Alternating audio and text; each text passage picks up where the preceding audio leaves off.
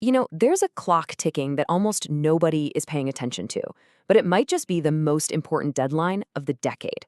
We're talking about something called Q-Day and a security cliff that's set for 2026.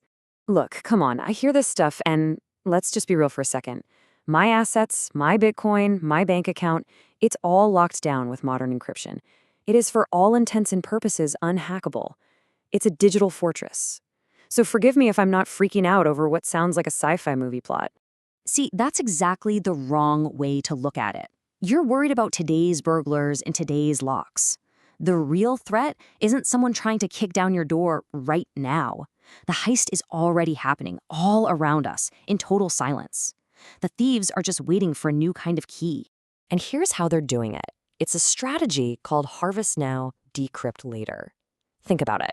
Right now, bad actors are just vacuuming up unbelievable amounts of encrypted data. Your financial records, your crypto keys, government secrets, everything. They can't read a single bit of it. Not yet. But they don't care. They're just stockpiling it, warehousing it, waiting for the one piece of tech that will make all of today's locks completely useless. All right, let me break this down. Forget the jargon. Let's just think of your data as being locked inside a high-tech glass safe. So, step 1, a burglar breaks in, but instead of trying to crack the safe, he just steals the whole thing, hauls it back to his warehouse. Step 2, he can't open it. The lock is way too complicated for his tools. But here's the thing, that doesn't matter because of step 3, he knows for a fact that in 2026, a company is going to start selling a new kind of laser, a master key that can cut right through that safe door in seconds. So he waits. And then, step 4, payday. He opens not just your safe, but the thousands of other safes he's been collecting. That laser, that's a quantum computer. Hold on. Today's encryption is incredibly strong. We're talking about standards like RSA and ECC. I mean, they're the literal backbone of our entire digital world. You can't just dismiss them. You're right. But they were designed to be strong against computers like the one on your desk. They were never, ever designed to stand up to a quantum computer. It's like building a castle wall to stop catapults and then finding out that your enemy is about to show up with a nuclear bomb. The wall is great, but it's for the wrong war. And you mentioned your Bitcoin being safe. So let's get specific, because this isn't some abstract problem for big banks. There is a very real ticking bomb planted right inside the world's most popular cryptocurrency. So take a look at this. Most Bitcoin wallets use that same cryptography we were just talking about. Well, it turns out that about a quarter, 1/4 of all Bitcoin in existence is sitting in these older addresses. They're often called P2PKH addresses. The key thing to know is that because of how they were set up, their public keys are exposed, which makes them completely, totally vulnerable to a future quantum attack. Now let me put that 25% into perspective for you. We are talking about roughly 4 million Bitcoin. At today's prices, you're looking at hundreds of billions of dollars just sitting in those digital safes that a quantum computer could one day just pop right open. It is a massive, concentrated risk just waiting for a trigger. Okay, wait a minute.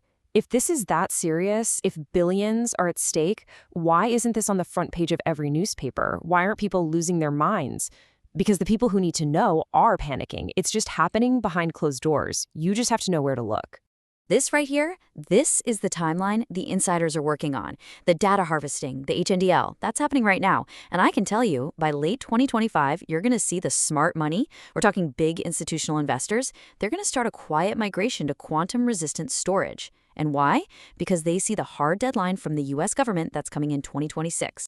The National Institute of Standards and Technology, NIST, has basically drawn a line in the sand. They've set a deadline for all federal agencies to upgrade to what's called post-quantum cryptography. And you better believe the banks are scrambling to follow.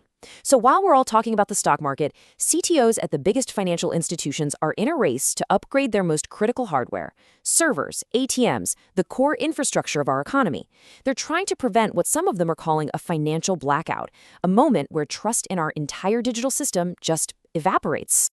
So, when you put it all together, you've got the strategy, the analogy of the safe, the very specific risk to hundreds of billions in crypto, and this hidden, frantic rush to upgrade. It really all boils down to one final, unavoidable question. You can choose to believe it's all science fiction. You can tell yourself it's decades away. But then you have to ask yourself this. If this threat isn't real, then why are US federal agencies and the world's biggest banks in an absolute panic to upgrade everything by 2026? What is it that they know that you don't?